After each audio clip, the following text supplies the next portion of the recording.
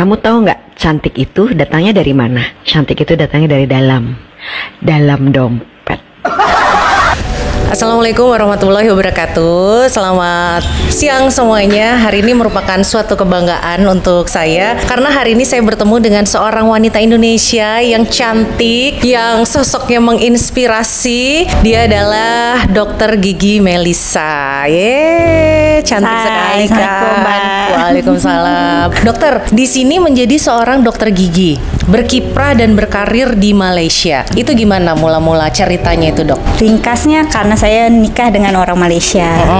So jadi boleh bekerja di Malaysia untuk dapat kayak surat izin praktek lah di sini. Tapi awalnya itu harus daftar dulu di Malaysia Dental Council, kayak konsil kedokteran gigi lah di Malaysia ini. Daftar, habis itu kita buat khidmat wajib, compulsory service selama 1 tahun. Setelah itu baru bebas mau di mana aja. Waktu di Indonesianya memang juga menjadi dokter gigi? Kebetulan nikah waktu masih koas. Masih koas. Jadi belum ada karir di Indonesia juga gitu ya? Belum, tapi sempet lah kerja kayak apa? Praktek lapangan gitu ya? Part-time gitu lah. Dulu kuliahnya di Indonesia di mana, Dok? Di FKG UI. Wah, UI gitu loh. Terus di sini sudah berapa lama jadi dokter gigi? Di sini saya pindah Malaysia 2015. Terus kebetulan waktu itu untuk daftar khidmat wajib. Khidmat wajib tuh apa sih? Dia kayak apa? Untuk semua mahasiswa kedokteran gigi yang baru lulus, dia harus bekerja di bawah Kementerian Kesehatan. Itu seperti kerja sosial gitu ya? Enggak sih, kerja seperti biasa. Seharusnya dapat gaji. Tapi waktu itu, waktu zaman aku penumpukan graduan lokal Malaysia. Terlalu banyak itu maksudnya? Terlalu banyak. Sebetulnya lapangan kerja banyak, tapi mereka Kementerian Kesehatan kalau nggak salah tidak membuka dulu. Jadi yang lokal, mahasiswa lokal Malaysia hari itu pun menumpuk, menunggu panggilan untuk khidmat wajib. Saya waktu itu karena bukan warga negara kan, jadi nunggu kepastian. Akhirnya awal 2017 baru bisa. Untuk khidmat sosial itu pun seharusnya kan di bawah Kementerian Kesehatan. Jadi biasanya di klinik kesehatan seperti itu. Tapi karena saya bukan warga negara, jadi waktu itu KKM menyuruh yang bukan warga negara untuk mencari universitas awam atau universitas negeri yang boleh menerima kami. Biasanya dapat gaji, tapi waktu itu saya tak dapat, nggak dapat gaji. Ya udah, anggap aja mencari. Yang penting bisa jam terbang itu ya, yang Dok, penting ya? bisa kerja selepas itu. Apa sih, Dok, enaknya jadi dokter gigi itu? Enaknya apa? Kenapa jadi dokter gigi? Kan kadang-kadang kita suka mikir ngelihat gigi orang yang kotor aja, kita kalau sebagai orang awam kan rasanya geli-geli gimana gitu ya, apalagi dokternya gitu yang tiap hari ngelihat mulut orang terbuka dengan berbagai macam bentuk. Itu apa sih, Dok, sebenarnya? Sebetulnya minatnya dari dulu. Waktu minatnya ya? SMA tuh lebih ke kesehatan lah. Daftar kedokteran gigi. Sebetulnya dokter gigi nggak dirancang. Jadi awalnya kedokteran, cuma dokter umum dulu gitu ya? Tapi nggak ada rezeki. Yang keterima di pergigian gitu? Iya, diterima di FKG. Jadi terlanjur kecemplung gitu ya? Iya. Terus enaknya apa? Sampai saat ini sudah dijalani menjadi profesi gitu? Dari tahun 2017 berarti ya? Ya, baru betul-betul yang fix bekerja lah. Terus apa sih yang dirasakan selama ini akhirnya menjadi dokter gigi di Malaysia lagi ya, bukan di negara sendiri gitu? Yang dirasakan seru sih, maksudnya bisa berkomunikasi dengan orang lain, habis itu bisa mengedukasi tentang kesehatan gigi. Sebab biasanya kesehatan gigi tuh orang kurang peduli. Betul. gitu. Nah, udah ngomong soal edukasi kesehatan gigi. Mungkin yang paling mudah dok yang bisa kita lakukan itu untuk edukasi teman-teman juga nih yang nonton, apa sih yang bisa kita lakukan supaya gigi kita itu nggak bau, warnanya nggak kuning gitu dok? Yang pasti harus jangan takut untuk memeriksakan gigi. Saya itu takut banget ke dokter gigi. Biasanya 6 bulan sekali. Biasa untuk cuci gigi, scaling, habis itu check up, mau dilihat ada lubang atau enggak gitu. Biasanya kebanyakan orang baru lubang kecil aja lah. Biasanya cuek aja gitu ya. Dicuekin gitu kan. Nanti udah gede, udah mulai ngilu, baru deh lari ke dokter gigi. Apalagi kalau udah berdenyut-denyut, udah nggak bisa makan, baru ke dokter gigi ya. Kalau di rumah yang bisa kita lakukan untuk penjagaan gigi itu apa dok? Sikat gigi sehari 2 kali. Minimal gitu ya? Ya minimal sehari 2 kali. Habis itu floss. Floss itu yang benang gigi itu ya? Pakai benang gigi. Sehari sekali, itu penting sebetulnya. Tapi setiap celah gigi? Ya, setiap celah gigi. Sehari sekali aja cukup. Terus penggunaan seperti cairan penyegar mulut itu sebenarnya perlu nggak sih dok? Itu tambahan aja sih, boleh. Tapi yang paling penting adalah sikat gigi dengan floss. Mungkin yang paling sering dialami oleh banyak orang itu dok, setiap bangun tidur, walaupun malamnya sudah sikat gigi, kenapa mulut kita itu bau? Itu mulutnya bau gitu. Itu naturalnya ya, tapi nggak ada yang bisa kita lakukan supaya mulut kita wangi sekali gitu. Kalau bangun tidur sih wangi sekali tuh kayaknya enggak sih supaya nggak bau aja deh gitu. Gosok gigi sebelum tidur, dan abis sebelum tidur tuh betul-betul bersih lah. Kumur kalau boleh kumur. Habis itu baru tidur. Jangan makan minum lagi lah setelah malam itu. Pantesan tuh yang mulutnya kalau pagi-pagi suka bau naga tuh berarti lupa gosok gigi dan membersihkan gigi. Scaling lah. Setiap 6 bulan sekali tuh scaling. Kan mungkin ada orang yang takut ya dok datang ke dokter gigi. Ada nggak tipsnya gitu? Kenapa sih kok jadi takut? Nggak takut loh, datang aja gitu. Supaya gimana caranya kita untuk menghilangkan rasa takut itu? Seperti saya juga tuh salah satu yang takut untuk datang ke dokter gigi kalau nggak terpaksa banget. Sebetulnya karena nggak biasa mungkin ya.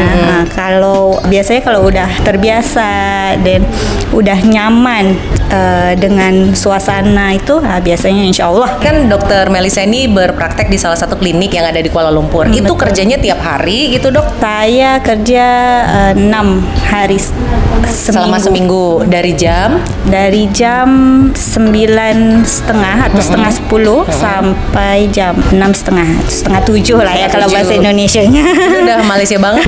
Berarti pasiennya di sini banyak Malaysia ya dok ya? Malaysia, Indonesia, Somalian banyak. Dari warga negara lain juga banyak. Nah itu komunikasinya pakai bahasa Inggris ya dok? Kalau warga negara lain ya bahasa Inggris. Yang biasanya sering dokter tangani nih ya kasus-kasusnya gitu di Malaysia ini apa biasanya dok? Sama sih standar kayaknya, scaling, tambal, cabut, gitulah.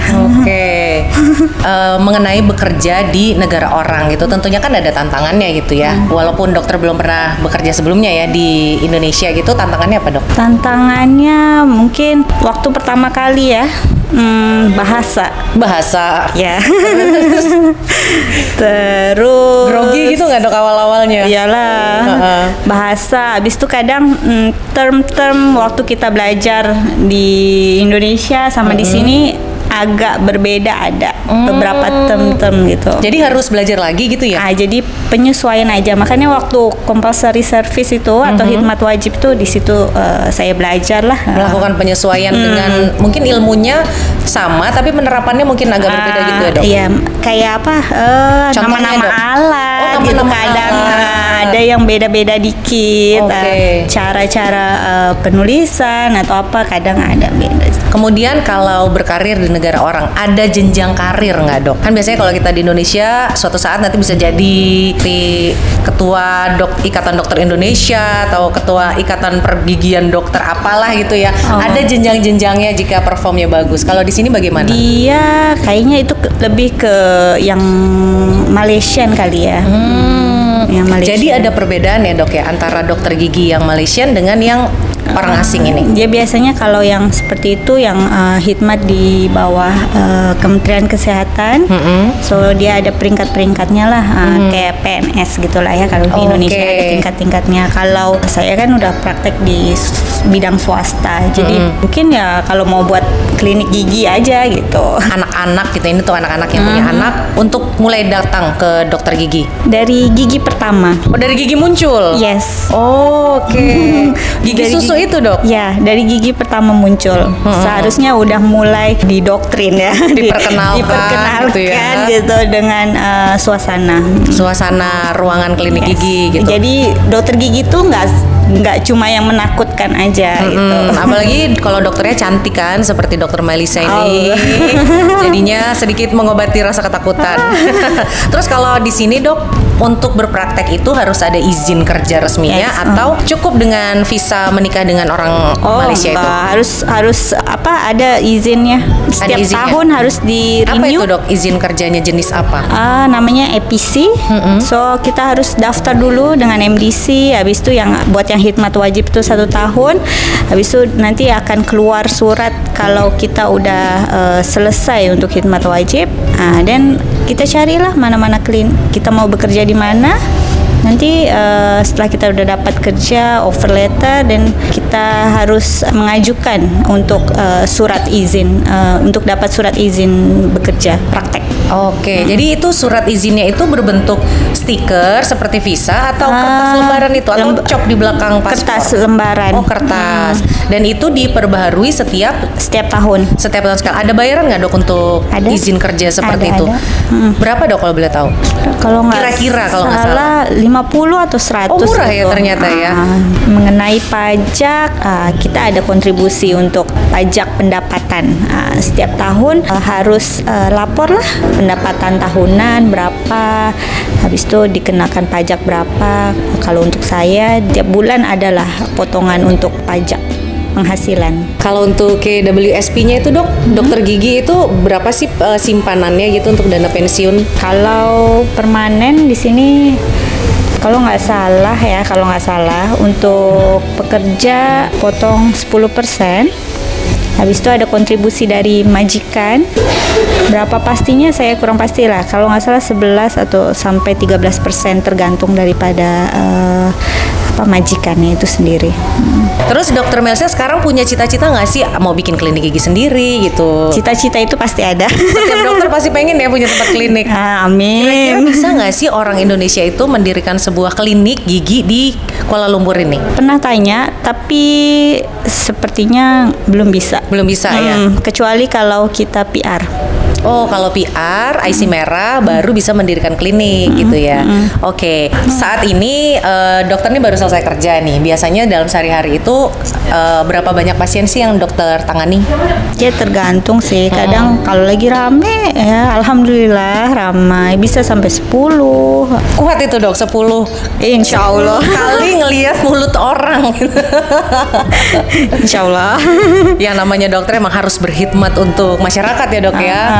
Oke. Nah, mungkin kalau misalnya dokter tahu ya mengenai warga negara Indonesia yang hanya memiliki paspor, itu boleh nggak sih, Dok, sebenarnya memeriksakan giginya ke klinik gigi? Apakah ada pemeriksaan mengenai izin kerjanya atau permitnya gitu? Enggak sih, kita menerima semua ya. Ya namanya juga orang sakit udah gusinya bengkak gitu ya. Kita nggak milih-milih ya, Dok ya. Kalau ada paspor kita bisa boleh daftar. Oh, boleh daftar. Oke, ini jadi pertanyaannya lompat-lompat ya. Dari tema sana jadi tema sini. Kalau yang ini saya juga penasaran nih, Dok, mau tahu. Sebagai tenaga medis itu jadi hitungannya dokter ini sebagai ekspatriat atau tenaga kerja seperti lokal pada umumnya? Kayaknya lokal seperti pada umumnya. Oke, tapi walaupun lokal-lokal juga kalau pekerjaannya dokter pasti penghasilannya besar dong. Amin. Diaminin ya, Dok ya. Amin. Oke, odol atau pasta gigi atau obat gigi apa sih yang seharusnya kita pakai dalam rutinitas kita? Itu kan ada yang whitening, mengandung green tea, mengandung siwak dan lain-lain. Sebenarnya apa yang tepat untuk kita pakai? Sebetulnya brand apa aja oke. Brand apa aja yang penting ada fluoride. Kenapa, Dok? Fluoride itu penting untuk menghindari dari cavity. Cavity itu apa itu? Lubang. Oh, lubang namanya cavity. Yes. Oke. Selain mengandung fluoride, tidak ada lagi. Yang lain yang ada whitening atau apa nggak masalah. Terus Tapi ya itulah harus diperiksa, harus scaling, itu bisa mengurangkan lah resiko untuk jadi kuning. tapi kita sebenarnya masih boleh minum kopi. Boleh. Merokok, Dok? Merokok, aduh. Merokok tidak baik untuk kesehatan. Bener sih, tapi kan dijual. Oke, Dokter Melisa, terima kasih banyak ngobrol-ngobrolnya dan banyak sekali tips-tipsnya. Mudah-mudahan apa yang kita obrolin ini bisa bermanfaat untuk yang nonton kita. Sehat-sehat terus ya, Dokter. Iya, Sukses terus. Terima kasih makasih, waktunya. Mbak. Sekian dari kami. Wassalamualaikum warahmatullahi wabarakatuh. Dadah.